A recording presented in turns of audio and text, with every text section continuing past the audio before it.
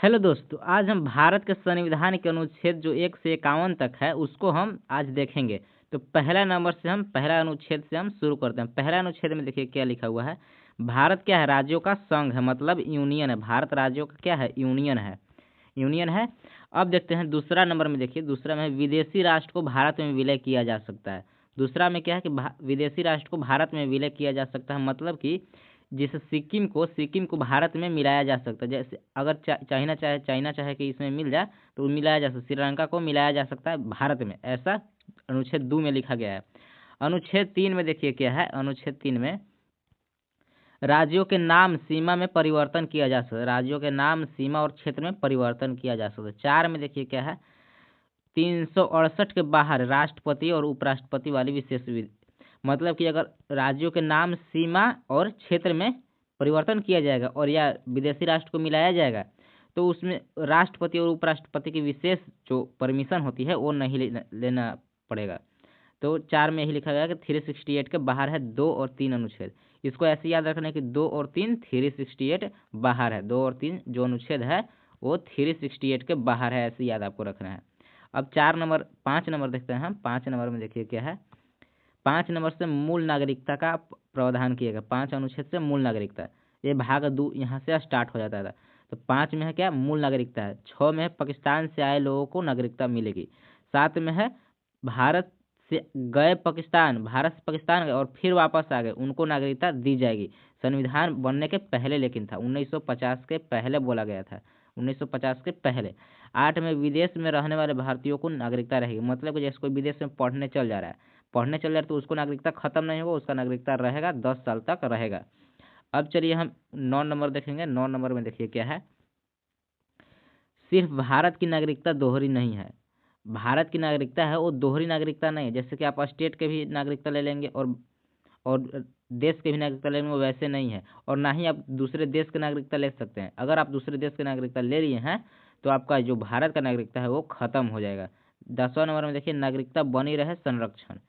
नागरिकता बने रहे मतलब देशद्रोह, अगर आप देशद्रोह काम करेंगे तो आपका नागरिकता जो है वो खत्म हो जाएगा। आप पागल हो गए तो उसमें उस वक्त नागरिकता आपको खत्म कर दी जाएगी। नागरिकता संबंधित नियम बनाने की शक्ति। 11 में क्या है? शक्ति है कि मतलब कि इस पर कौन नियम बना सकता है, तो वो संसद करती है। 11 में संसद हो जाएगा, संसद करती है। अब 12 नंबर से हम देखेंगे। 12 में मौलिक अधिकार शुरू हो जाता है। 12 से मौलिक अधिकार। 12 में राज्यों की परिभाषा है, राज्य की परिभाषा, स्टेट का डिफिनेशन दिया गया है। 13 में पूर्व वर्तमान कानून को अल्पीकरण किया गया है, बोलने की अल्पीकरण। आप कोई गाली थोड़ी दे देंगे, गाली नहीं देंगे।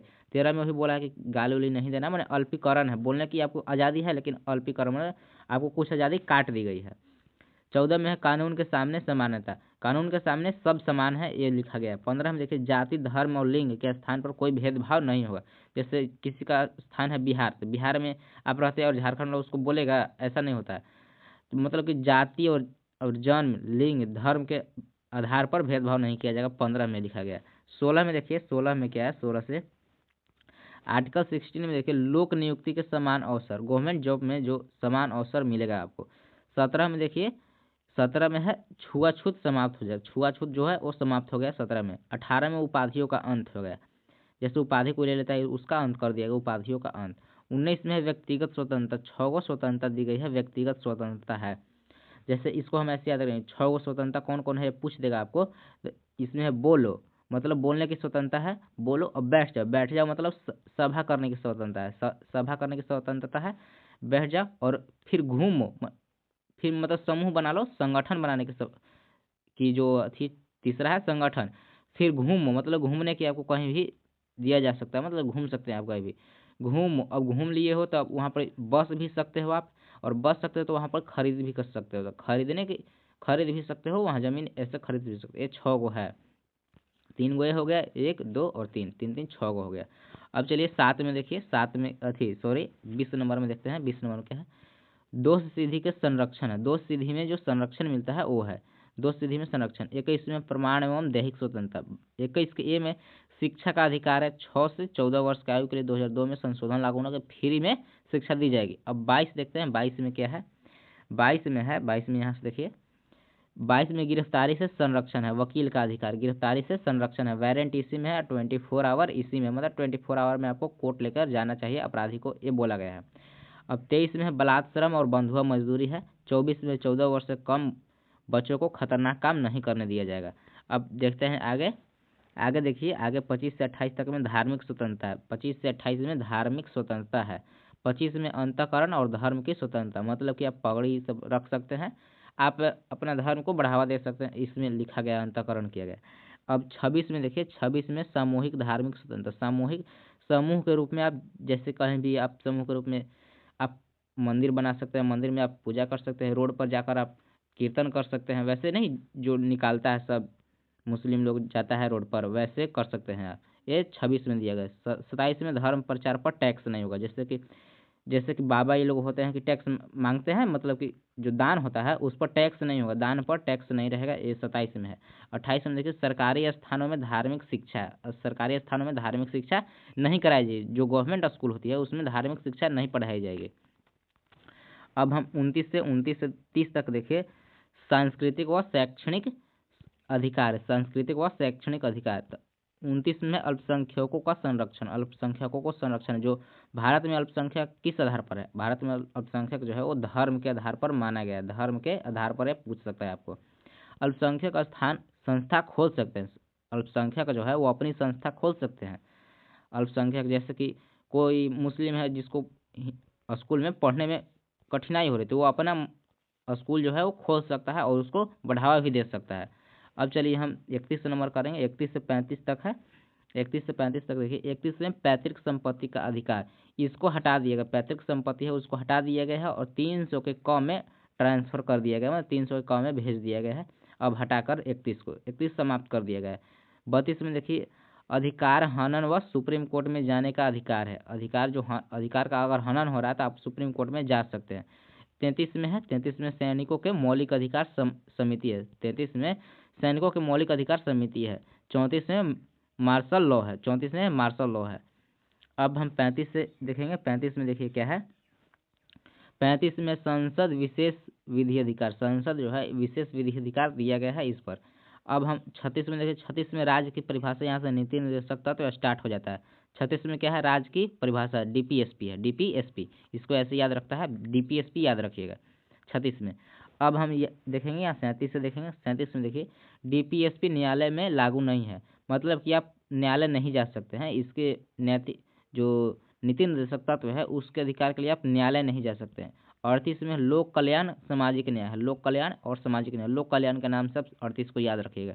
39 में समान कार्य के लिए समान वेतन आपको मिलेगी, समान कार्य के लिए अगर कोई समान कार्य कर रहा है, अब किसी को 10,000 मिल रहा है, किसी को 20,000 मिल रहा है, तो ऐसा नहीं ना होगा, समान कार्य के लिए समान वेतन इसमें लिखा गया है 39 में।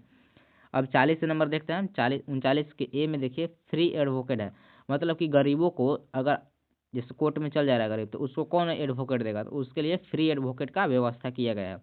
अब 40 में ग्राम पंचायत है। 41 में कुछ दशाओं में सहायता, जैसे बेरोजगारी और बुढ़ापा, बेरोजगारी जैसे पेंशन मिलता है, अब 1100 कर दिया गया है, बिहार में 1100 कर दिया है, वो उसी को इसमें दर्शाया गया है कि कुछ दशाओं में सहायता दी जाएगी सरकार के द्वारा। अब हम 42 में करेंगे, 42 में देखिए, मानवीय कार्य स्थिति मातृत्व लाभ, मानवीय कार्य की स्थिति और मातृत्व लाभ है, ये बोला गया है। और देखिए 43 में निर्वाह योग्य मजदूरी, जैसे कि अगर कोई दिन भर काम कर रहा था, कम से कम 300 रुपया अगर उसको नहीं मिलेगा, अगर आप 100 रुपया दीजिएगा तो उसमें वो क्या कर लेगा, निर्वाह तो नहीं होगा, उसका जो लाइफ है उसका तो नहीं सेट होगा, तो इसलिए 300 रखा गया, मतलब 300 आप दे सकते हैं, मतलब निर्वाह योग्य उसको मैंने खाने पीने के लिए हो जाए, ऐसा मजदूरी होना चाहिए। अब 43 के ए में है उद्योगों में कामगारों की भागीदारी, जैसे उद्योग है, उद्योग धंधा में कामगार जो है उनकी भागीदारी होती है, कामगार की भागीदारी होती है, वो इसमें दर्शाया गया है 43 में। अब 44 हम देखेंगे, 43 के बी भी है, 43 के बी में देखिए सहकारिता है, सहकारिता, 43 के बी में सहकारिता, अब याद रखिएगा। 44 में देखिए समान सिविल संहिता, यूसीसी याद रखिएगा, 44 को यूसीसी से याद रखिए, समान सिविल संहिता। 45 में 0 से 6 वर्ष के बच्चों को देखभाल व शिक्षा, मतलब 0 से 6 वर्ष के जो बच्चे हैं उनके हेल्थ और उनके शिक्षा जो है उस पर ध्यान रखने के लिए कहा गया है। अब 46 में SC ST OBC हित संरक्षण, SC ST OBC को संरक्षण मिलेगा, वो कहा गया है। अब 47 में देखिए, 47 में देखिए क्या है, पोषण, शराब, नशा निरोध, आंगनबाड़ी। देखिए जैसे पोषण है, पोषण आप दीजिएगा, आंगनबाड़ी इसी में है, 47 में है। और शराब और नशा जो नशीली दवाइयाँ होती है उस पर बैन लगाने के लिए 47 में लिखा गया है। 48 में कृषि सुधार और गौ हत्या रोक पशुपालन, जैसे कृषि सुधार पर इसमें कर सकते हैं 48 में, और गौ हत्या पर रोक है। और पशुपालन जैसे गौ हत्या मतलब कि गौ गाय की हत्या पर नहीं, वैसा नहीं इसमें बोल रहा है। दुधारू जो जो जो जानवर है वो दूध देता है, दुधारू जानवर पर रोक है, ये भी कहा गया। तो गौ जो गाय है वो दूध देती है, इसलिए गौ हत्या यहाँ लिख दिया गया है। अब 48 में पर्यावरण संरक्षण वन एवं वन्य जीव, मतलब 48 के ए में ये पर्यावरण संरक्षण जो है इसमें सरकार की है, इसमें सरकार पर्यावरण का संरक्षण करेगा। अब हम 49 में देखते हैं, 48 देख लिया, 49 में देखते हैं राष्ट्रीय स्मारक संरक्षण, जो राष्ट्रीय स्मारक है उसका संरक्षण करेगा, जैसे कि ताजमहल हो गया, उसका संरक्षण जो है वो सरकार करेगा। राष्ट्रीय स्मारक का संरक्षण सरकार करेगा। 50 में कार्यपालिका एवं न्यायपालिका को अलग किया गया है। 51 में अंतर्राष्ट्रीय शांति है और संधि पालन, अंतर्राष्ट्रीय शांति।